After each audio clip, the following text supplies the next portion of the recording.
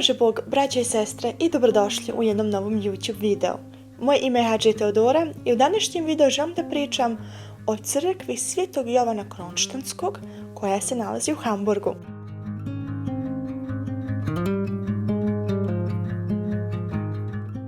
Ovu crkvu smo obišli prošle godine kada smo bili baš kratko vrijeme u Hamburgu i rekli smo iskoristit svo to kratko vrijeme što imamo da posjetimo ono što smo najviše željeli, i to su pravoslavne crkve. Tako da smo otišli također i ovu crkvu koja pripada trenutno Ruskoj pravoslavnoj crkvi. Sva nam ona ne izgleda tipično pravoslavno jer su je otkupili, sad se ne sjećam dobro, ili od protestanata ili od rimokatolika. Ne mogu sad tačno da kažem, ali stavit ću vam link gore videa našeg kratkog putovanja u Hamburg, tako da možete tu da više vidite, jer sam ne samo pokazala ovaj hram, nego sam više pričala o istoriji ove crkve, ali pošto vi znate, ja puno putujem, tako da nikad ne mogu ni sve ni da upamtim.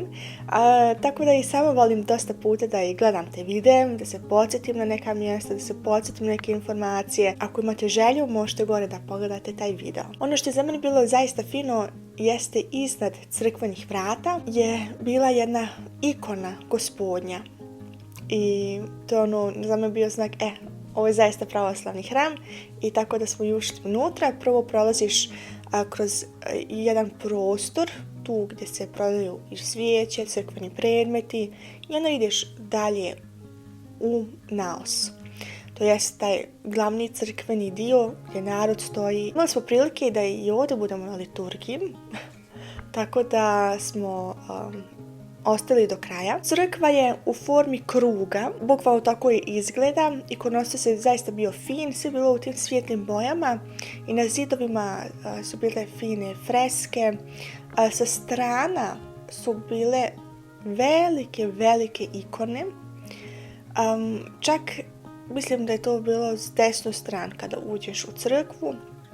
Su pod vitrinama stavili stare ikone, stare crkvene predmete, napisali su iz koje godine one potječu, i bilo je zaista interesantno prolaziti tuda gledajući kakve stare ikone imaju. I zaista svaka ta epoha, svaki taj vijek uvijek sadrži svoju osobinu, ili kako se to već kaže, vezano za ikonopisanje, jer naravno vrijeme se mijenja.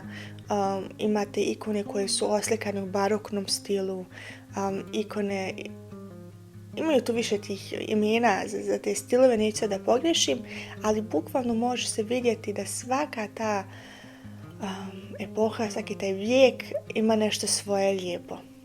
I tako je bilo interesantno jednostavno posmatrajući te ikone, pošto su bile u vitrini, nismo imali tu mogućnost da ih cijeli imamo, ali mogli smo ipak da ih vidimo. I šta da vam kažem, ako se nalazite ikad u Hamburgu, to sam govorila i u mnogim drugim videima, otiđite jednostavno u naše pravoslavne svetinje. Po mom mišljenju jednostavno vrijedi da se obiđe to, zaista. I mi se vidimo u sljedećem videu. S Bogom, amin.